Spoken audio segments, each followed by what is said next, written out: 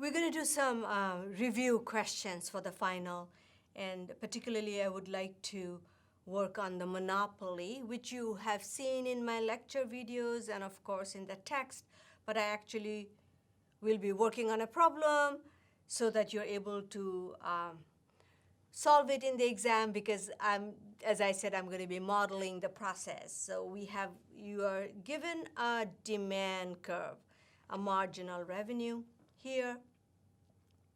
I'm sorry, you're given the demand curve, you need to draw the marginal revenue. So a quick thing to learn about marginal revenue is you find that the demand here, whatever the demand is at this horizontal intercept, go halfway, midway between to draw the marginal revenue. So here it is 20, you go up to 10. That's it. There is an equation where you can solve it. Also graphically, I can show you why marginal revenue will always lie halfway in between the demand and the vertical line, the vertical that we have over here. So you just join these 2 points. See if I can do it. It would be nice to have a ruler also sometimes, but you just join this, and that's it. This is the marginal revenue. That's the first thing that you need to do. Move on. What are we asking? So marginal revenue equals 0 when, at what quantity? As simple as that. So at this quantity, as you see, at Q is on the horizontal axis. At quantity of 10, we find that the marginal revenue is 0. So the right answer is, if I can go back to my pen, here it is. Oops.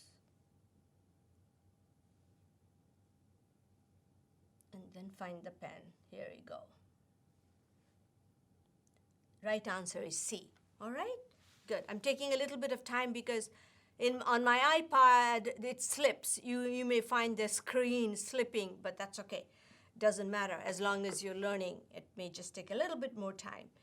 At the quantity, again, going back, at the quantity where marginal revenue equals 0, revenue is always maximized. And I have given a key on Canvas.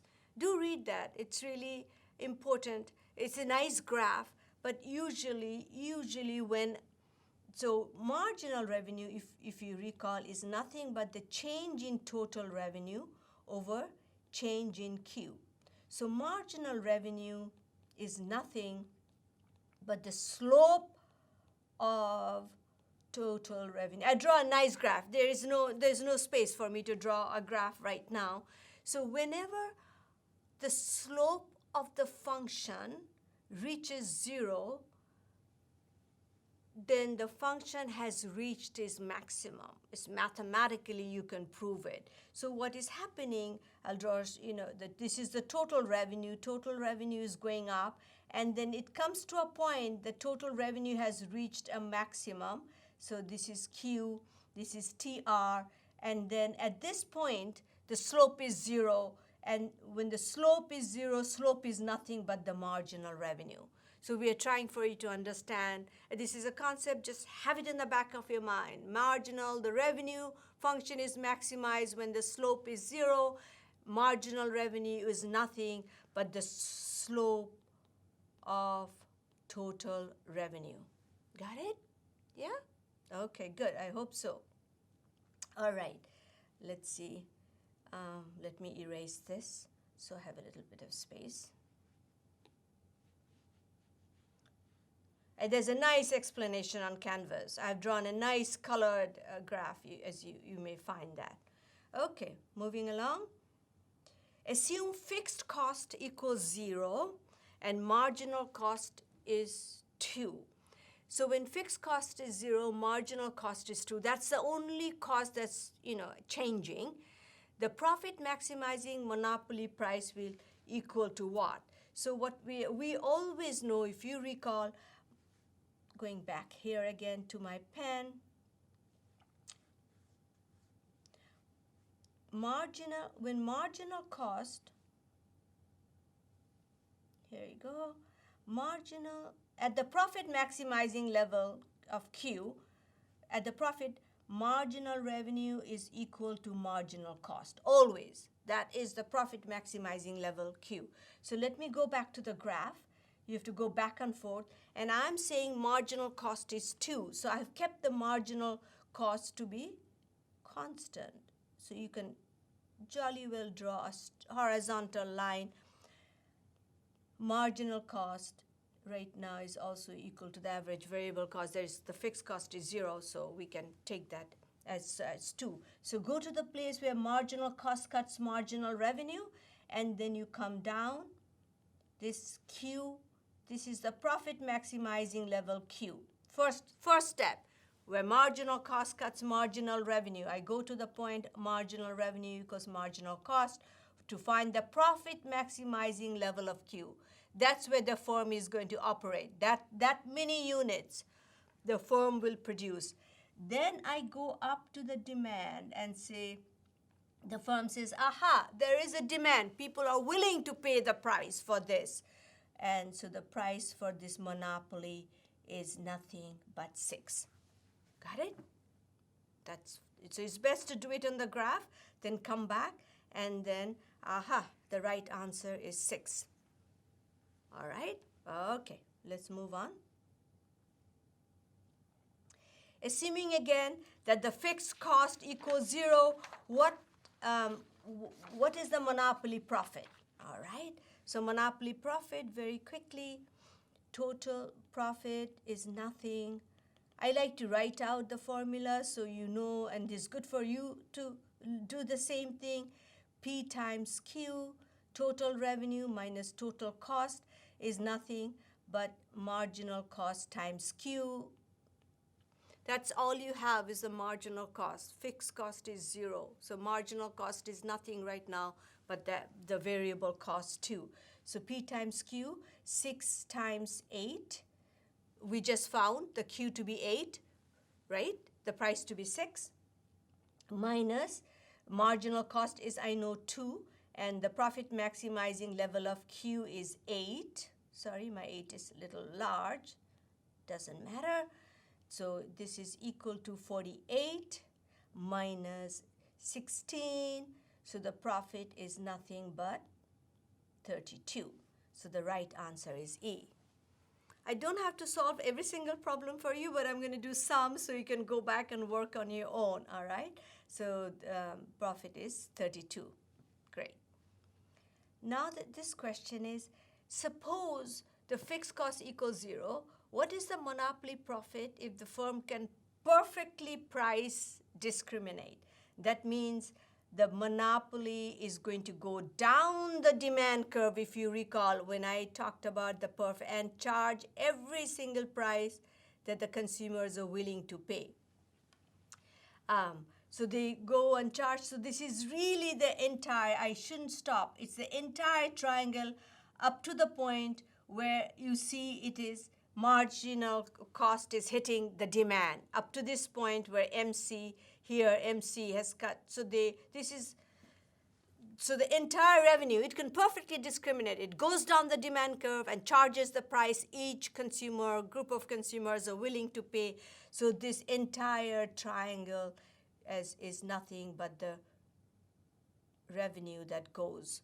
It's above the MC, remember, where it touches the MC. So let's go back.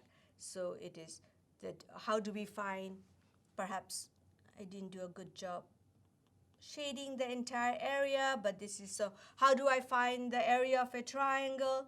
The area of a triangle is nothing but half base times height.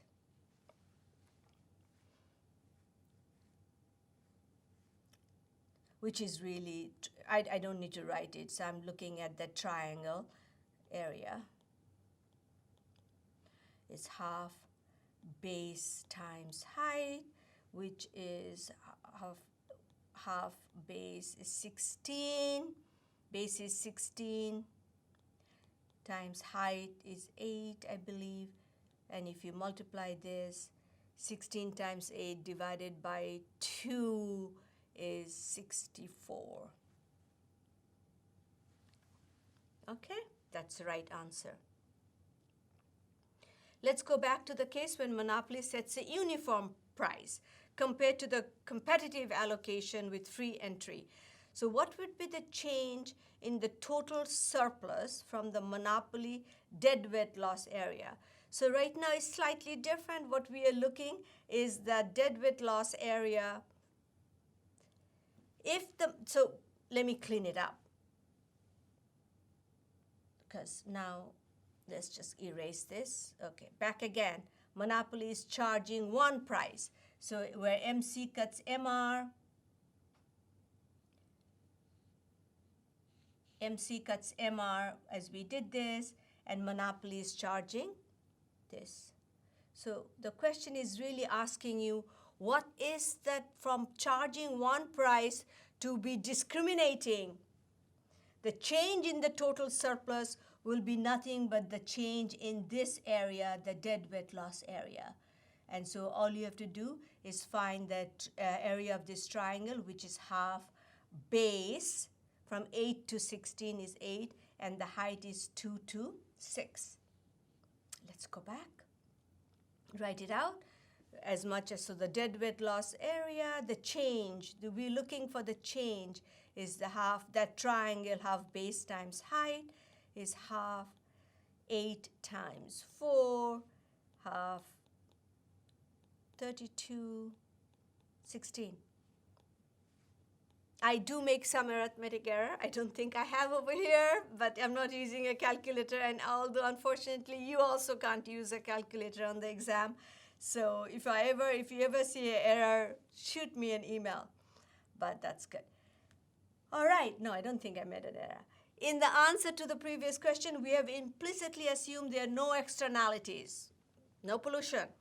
Suppose there is now there is a negative, imposing a negative externality. In particular, every units produced, assume there is an external cost by $4. That means, think about this, there is a cost. So the private marginal cost goes up by $4. So in this case, the monopoly output will be exactly equal to the socially efficient output. So what will happen here, what you're doing, you're thinking about this marginal cost, because there is an additional cost from coming from pollution goes up. And if you had to tax this firm to reduce production, then you would, the firm's marginal cost curve would go up actually by that amount. So if it goes up by 4, marginal cost goes up by 1, 2, 3, 4. If you want to make a horizontal shift up here, and then it will come back to this Q, which is the socially, we're calling it socially efficient because if monopoly produced here, there is no pollution. But so this will be exactly equal to the socially efficient level, sort of making you think backwards right now. Suppose Econ Land is initially in autarky. Now we are in a trade question. And when it opens to trade, widget producers in Econ Land becomes better off, while widget consumers in Econ Land become worse off. After Econ Land leaves autarky, what is it doing? When it imports, who are better off? When it exports, who are better off? Right now, the producers are better off and consumers are worse off. So the country must be exporting widget. Whenever it is exporting, the prices go up in the domestic country. Whenever it's importing, the price goes down because the world price is below the domestic price. So you have done this. This is just a review. Okay. There's a little, and I've written up, I don't want to spend too much time on discussing this. There's a great review on Canvas. But what we are saying is that we're showing operating profit of this pharmaceutical company. When the patent lasts 0 years, patent lasts 1 year. So patent is when government gives out patent to companies, so they have the monopoly right. That is, they're the only ones producing that particular drug, that particular medicine for so many years. And it's far too long in my mind. But nonetheless, So once the patent expires, the generic brands can start making the product. So the patent really gives somebody the sole right to produce, and nobody can bring in any substitute in the market. So monopoly can make windfall profits till the patent expires. So here, in the sense that when there's an operating profit in year one, patent lasts 0 years as having no patent. The second column tells you patent lasts 1 year, and the third column tells you patent lasts 2 years. So suppose fixed cost to develop this is 200, so that's a cost. What patent length results in the maximum total surplus? So 200, and over here, 300. The patent lasts 2 years, it would be 300. When patent lasts 1 year, it's 300. But in year 2, if you see what's happening, and over here also, if you see what's happening to the profit, so profit over the 2 years is 300. Profit over the 2 years is 600 over here. So most likely, with a fixed cost of 200, patent length, which will result in the best total surplus, is in what year?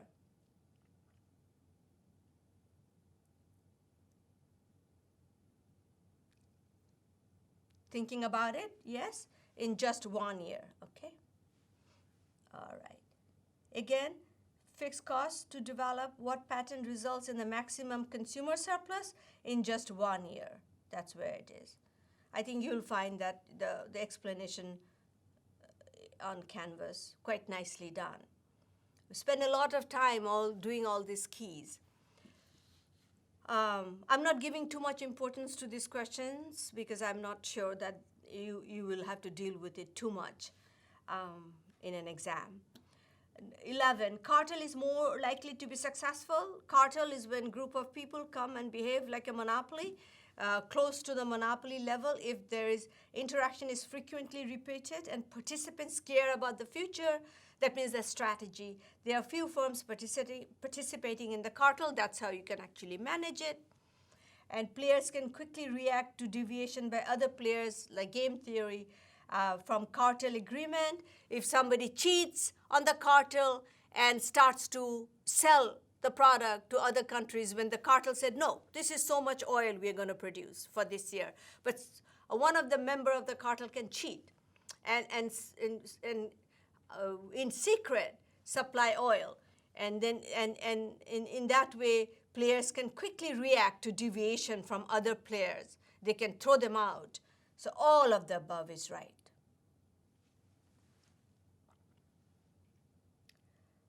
This is a game theory. This is a really simple one that we would like you to do. It's talking about the best, it's a, Nash's equilibrium, a dominant strategy. So as you see, Pam can make a move of going left or right, and Jim can go up and down. We're just playing the following game of cards, up and down. And Pam has 2 cards, left and right, and the players are simultaneously picking one card and show the other. The payoff of each player gets depends on the cards picked as shown in the table. So if Pam believes Jim is going to play up, Pam has picked up, it's to maximize payoff, what should Pam do? So Jim will play up. So Pam has 2 cards, if you recall. I'm going to get rid of the pencil, left or right. And if you take a look, if Jim plays up, Jim gets a payoff of 4, Pam gets a payoff of 2, right? When Pam plays left, and if Pam plays right, Pam gets a payoff of 0, Jim gets. So for Pam, the best move would be if Jim plays up, Pam should play left, because that's how Pam's payoff is more, right? From Pam's point of view, I do the best I can given what my competitor is doing, all right? So that is the best move for Pam. Look at the payoff number, and that's where, if Pam moved right, Pam would get 0. But here Pam is getting 2. Which of the following statement is true? in terms of Nash's equilibrium? There is actually more than one. I'm going to give you the answer. Think about it. You know, which, if Nash's equilibrium is if Jim plays up, Pam plays left. Absolutely, we just did it in number 12. And there is another Nash's equilibrium. What about if Jim plays down, Pam probably should play right, because Pam's payoff is higher. So there could be more than one Nash's equilibrium. To check out all of these and see which ones, but definitely there are two, as I mentioned. Suppose instead of simultaneously showing each other the card, Pam moves first and shows her card, and after seeing Pam's card, Jim picks up the card, and assume each player is forward looking and each plays rationally given the choices made by the other player. So what is happening here, instead of simultaneously showing the card, somebody moves first, okay, and shows the card. After seeing the card, Jim picks his card. So they're all thinking, what am I going to do next in terms of forward? So that's a strategy in that sense. If Pam plays left, Jim plays up, does that help? Pam plays left, Jim plays down. Look at the payoff. I am not seeing that graph right now because I'm reading out the questions. Pam plays right, Jim plays down. The right answer is Pam plays right, Jim plays down. Let's look at it. Let's go back to the payoff. By the way, this is the payoff matrix. So if Pam plays right, Jim plays down, this is the best scenario in the same sense that Pam gets 4 and Jim gets 2. And for the other ones, if Jim played left, let's do A. I'm sorry, if Pam did left and Jim plays up, okay, we have that, but they have shown each other their card. That's a possibility. Pam plays left and Jim plays down. They both get 0. Pam plays right, Jim plays up. They both get 0. And the last one is Pam plays right and Jim plays down. So Pam gets a payoff of 4 and Jim gets a payoff of 2. So this is when they're really trying to make a decision given what that one player has already made the choice. So given the one player's decision, you are now playing this game. You will have done this in a recitation also. The last one, I believe these are the last two ones. Let's see. Yep, it got flipped. Let's do this. Yep, that's right. Good. All right. This is the labor market. All we have given you is the marginal product over here going downwards. And this is the widgets that they're talking about, the output, marginal product. And on the horizontal axis is the hours of labor we want to find out. Now, you're given a couple of information.